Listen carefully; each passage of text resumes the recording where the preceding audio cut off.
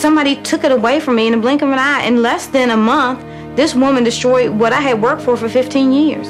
I mean, your credit score is basically all you have. I was mugged, they got my information. It can really negatively affect your life. Then they went off with the information and basically became me. I feel it's a loss of control that someone's out there pretending to be you and doing things in your name that can come back to haunt you. Somebody was using my name and all my personal data. They'd done it all. I just didn't even know where to start. They had a long record. It's a terrible feeling. Identity theft. It happens when your personal information is stolen and used without your knowledge. It's a serious crime that can cost you time and money, ruin your credit, and destroy your good name. When I was a victim of identity theft, my mail had been stolen. I was shopping at a grocery store and someone took my wallet. I think I made a purchase and they stole all my debit card information. My briefcase had been tampered with, and when I looked in it, I saw that my passport and my driver's license, which I had in there, had been taken. Identity theft happens when someone takes information about you and then uses it to commit fraud. Identity theft is very serious. We know that identity fraud in its various forms has affected 10 million people in any given year. And what that means in dollars is that it's a loss to businesses of about $50 billion. On top of that, victims of identity theft have spent $5 billion trying to undo this harm. Everyone needs to be conscious that identity theft is real. When you get news that your identity has been potentially stolen, it's sort of this open-ended problem that has occurred, and you don't know what's going to come of it. No one's immune, which isn't to say that we're powerless. There's a lot we can do to deter, detect, and defend ourselves. My identity was stolen when I was mugged. It is pretty traumatic, especially how it happened to me. They got my information and it happened. Then they went off with the information and basically became me when they went to charging items in stores. Identity thieves can only take advantage of you if you give them information or if they obtain information about you. So what you want to do is take steps to make it less likely that your information falls into the wrong hands. There are many ways that you can do that. And the first is to stop and look in your wallet. What are you carrying around? And if you lose your wallet, are you giving somebody else an opportunity to commit identity theft? So avoid carrying around any identification that has your social security number on it in your wallet, because that can be used very easily and efficiently by identity thieves. They could have your name, they could have your birth date, but if they don't have your social security number, they're not going to get very far. But all they really need is a social security number, and they can misspell your name and still get credit. The only place that social security card number should be is in your head and protected somewhere at home where you keep your other valuables. And if someone asks you to provide a social security number, ask them why they need it, how they're going to keep it, how they're going to safeguard it, because you don't want that number to fall into the wrong hands. I had an incident that I thought was a valid reason to give out information until they asked for my social security number. I went as far as the first 3 digits. I thought, gee, they don't need that. And then I hung up. This is a crime. You have to think when you're at home, protect your identity. Don't leave around your personal documents, your date of birth. Somebody could come into your home and have immediate access to that information. You also have to be careful about your trash. Now, a lot of people routinely receive things in the mail, maybe bank statements, credit card statements, or health insurance forms, and if they don't need them, they just throw them away in the trash. They shouldn't do that. Everyone should invest in a shredder. So before they dispose of these critical documents, you shred them. Identity thieves, don't worry about getting their hands dirty. They will go through your trash to retrieve these documents. They go where the information is. They'll steal your mail, they will steal your trash, they'll steal your wallet, and that's how they get information about you. Deter identity theft. Protect your social security number. Shred financial documents and paperwork with any personal information before you throw them out. Never give out personal information on the phone or internet unless you know who you are dealing with.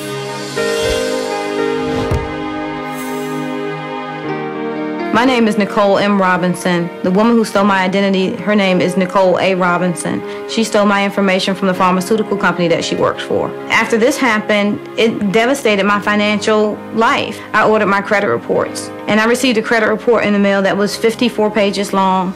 It had over 170 accounts, 140 of them were in collections. It had 42 different names and 65 different addresses on it. Not only was somebody else reaping the benefits of my good credit, I could no longer have access to my own good credit. And I cried. I cried every day for 3 months. On top of the financial and the time that people spend in resolving these issues, it's an emotional burden on victims. My life before the identity theft case was wonderful. In less than a month, this woman destroyed what I had worked for 15 years. She got my life. If an identity thief uses, for example, your Social Security number and applies for new credit in your name, as opposed to raiding an existing account, there may be no way for you to know about it unless you've checked your credit report and you see that a new account that you didn't even know about has been opened in your name. That's why it's very important to monitor your credit report regularly. Detect identity theft.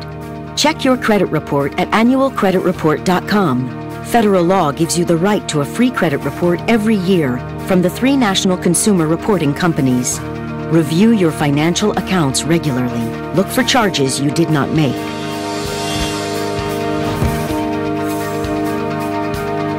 When someone realizes that they're a victim of identity theft, it's like getting a kick in the gut. You feel paralyzed for a moment, but it's really essential for victims to move quickly and deliberately in starting to resolve the problems that arise from identity theft. I did what everybody knows to do, and that's call your credit card companies and cancel your credit cards. However, that's not enough. There was one major bit of information I did not have, and that was to call the 3 major credit bureaus. And I did not do that, and what happened was this person then went back. She was able to reopen the credit cards that I canceled.